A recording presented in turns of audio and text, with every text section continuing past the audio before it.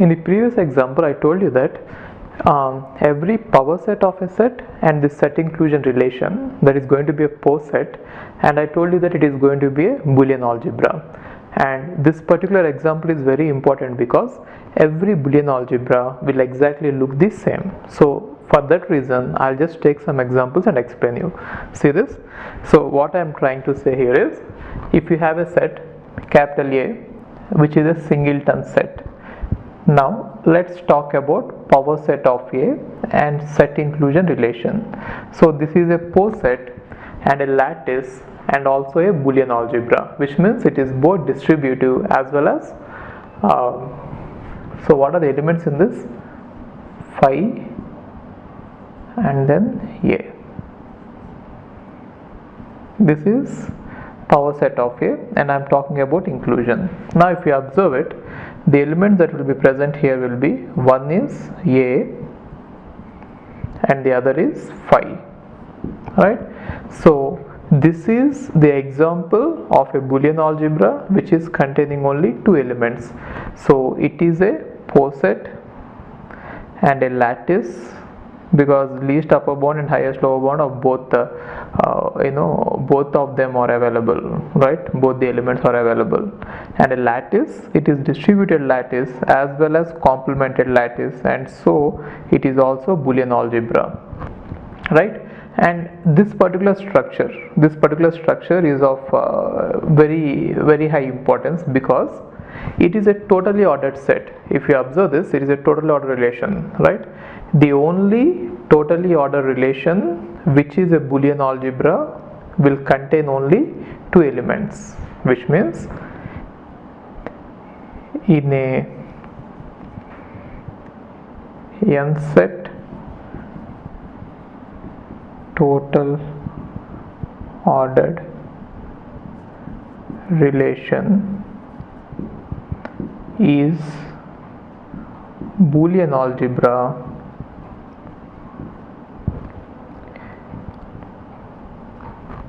if n equal to 2. That is the meaning of it. So it is very important because it is a total order relation which is also a Boolean algebra, and it so happened because it has only two elements. Any total order relation with more than two elements is not going to be Boolean algebra. For example, if you have three elements like this, right? So this is not going to be a Boolean algebra because you cannot find out complement of every element. Complement of this element is this one, and therefore complements exist for these two, but complement does not exist for this particular element, right? Therefore it cannot be a complemented lattice, and so it cannot be Boolean algebra, right? So this is, I am talking about the power sets of a set which is containing single element, and we got this structure. And now if any other structure has to be a Boolean algebra, if any other pose set has to be a Boolean algebra, then it should definitely look like this in case if it is having two elements. That is the meaning of it. Now let's talk about two elements, capital A equal to A comma B. Then what will be power set of A? If A is containing two elements, then power set of A will contain four elements, right? So four sets. One is Phi, other is A, other is B, and other is AB, right? And if you try to write the pose set inclusion and power set of A, it is definitely going to be a Boolean algebra, right? So let's see it. Now what about this? One is Phi, A, B,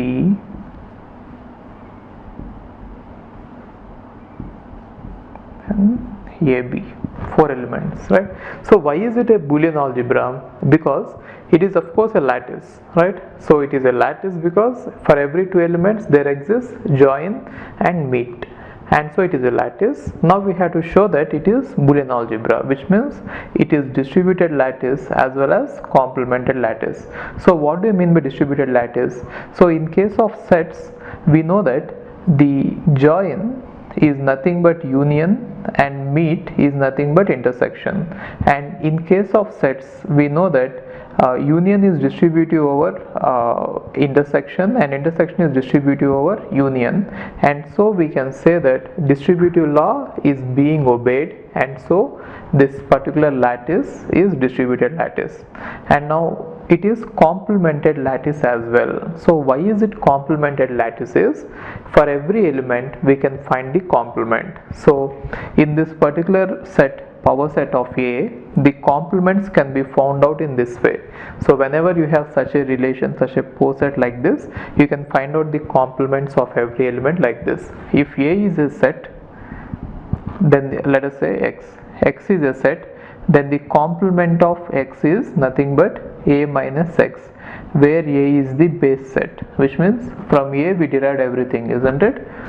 Got it? Therefore, if you want to find out the complement of phi is nothing but A minus phi, which is nothing but A comma B. Therefore, these two are complements of each other. If you want to find out the complement of the element A, then you have to find out, A minus A, which is nothing but B. Therefore, these two elements are complements of each other, and these two elements are complements of each other. Got it? And so it is both distributive as well as complemented. Even if you want to verify, no element is going to have more than one complement. You can check it. The number of complements that phi will have is 1. The number of complements that B will have is 1. The number of complements A will have is 1. Number of complements AB will have is 1. Therefore, since it is both distributive as well as complemented lattice, it is a Boolean algebra, right? So why is it important? Why are we discussing about it? Is one interesting point is, if any other power set, if it has only 4 elements and if it has to be a Boolean algebra, definitely that should be isomorphic to this structure. Got it? So if you have any 4 element set, if it has to be a Boolean algebra, definitely it has to look like this, right? And now let's talk about what happens if A is having 3 elements. Then how does power set of A look like? Power set of A is nothing but set of all subsets. So if you are trying to find out set of all subsets, you will get all this.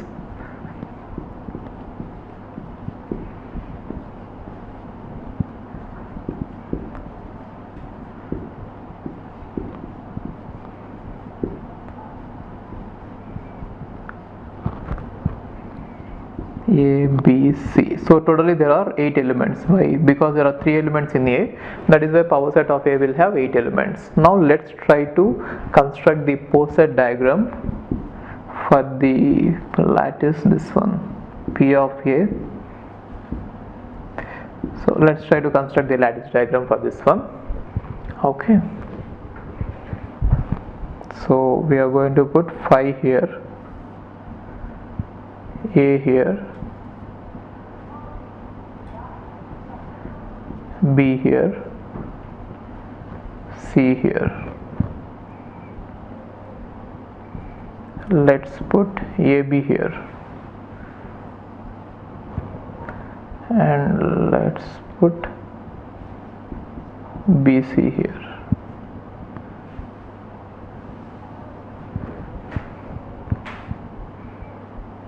And what is the other one? CA, I think.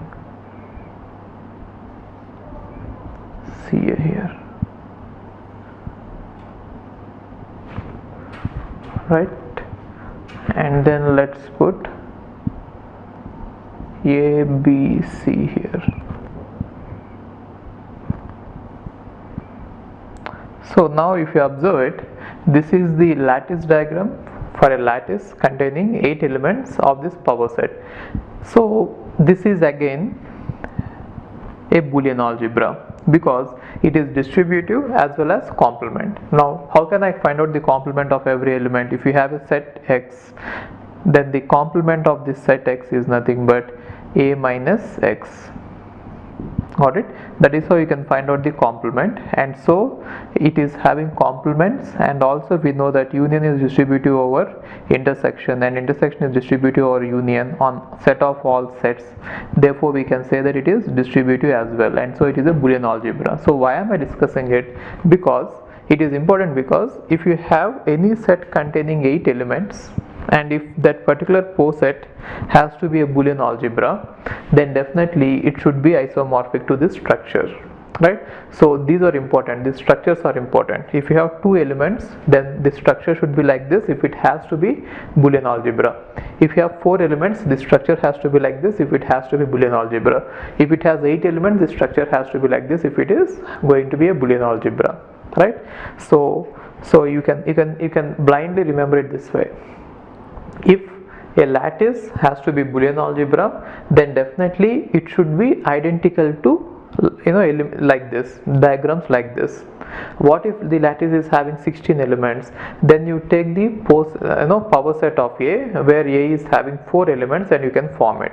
So some important points you should note down here is, one point is, you can note it down, if a lattice has to be a Boolean algebra, then the number of elements in the lattice should be 2 power n, 2 power 1, 2 power 2, 2 power 3, 2 power 4, so on. Therefore the number of elements in a lattice has to be 2 power n, then only it can be Boolean algebra. That is point number 1.